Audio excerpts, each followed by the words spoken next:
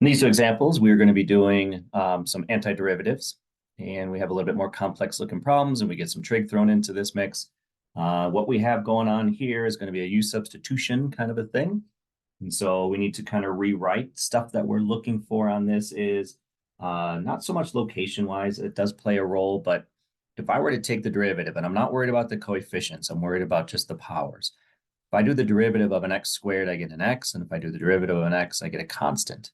Right, so that kind of has this feel that if I were to take this value of u equaling the denominator here, this one that we can take the derivative of and potentially equal the other one. So if I do the derivative of this, I get a 4x plus 3 times dx. Okay, so let's play with this now. And very first thing I'm going to do is to separate it out. I'm going to take the fraction. I'm going to pull this off of the top of the fraction and have an 8x plus 6. And then my dx next to it. Okay, so what I see is this kind of is comparable. I got the dx here. I got an 8x plus 6. And I got a 4x plus 3. That's actually just a multiple of this. So I'm going to factor a 2 off of it and pull it out because I don't need it to mess anything up for me.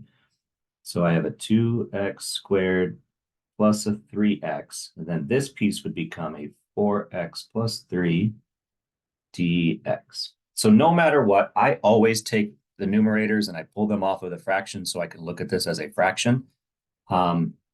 And then I'm also looking for powers, right? Do I take derivatives of these and I get kind of these powers? Do they line up like that? So it kind of gives me an indication of what my u is going to be. And I do the math and I kind of see, all right, how do I make this stuff line up here a little bit?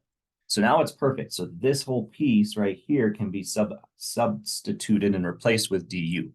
So I can rewrite this as 1 over, now this piece also, I can rewrite it as something simpler. 1 over u, this becomes du. And if you remember, that 1 over u comes from doing the derivative of a log. So derivative of a natural log specifically is 1 over x. So that's exactly what we have. So we're going from here back to there. So when I do my antiderivative, I'm going to get 2 times the natural log, the absolute value of u plus c. And then I'll just sub in my u back in. So natural log, absolute value of my u is 2x squared plus 3x plus c. And that is my antiderivative of that problem.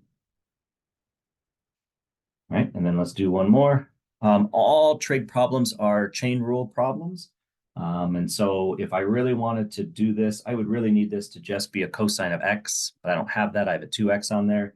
We can make that happen by just letting u be 2x.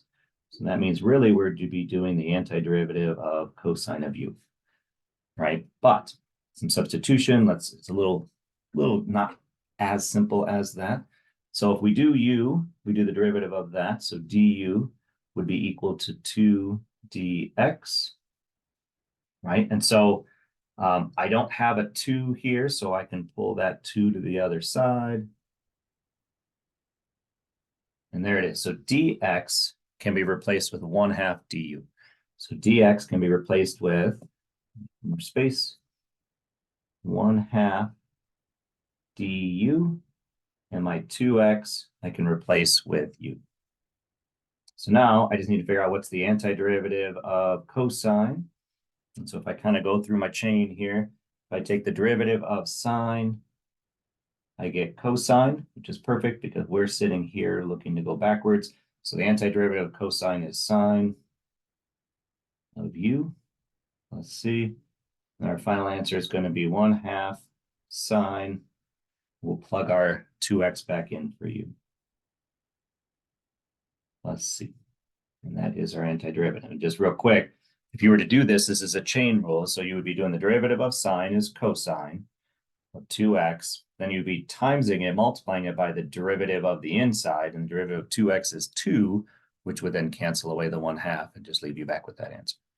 So that was 2 different examples. One involved trig. Trigs are always a chain rule feel to it. And so it sometimes has a simpler kind of a u substitution feel to it. And then versus fractions, you're looking at powers, right? Of take the derivative of the bottom, at least power-wise, does it give you something connecting it to the top? If it does, there's your u, and start kind of working through the process.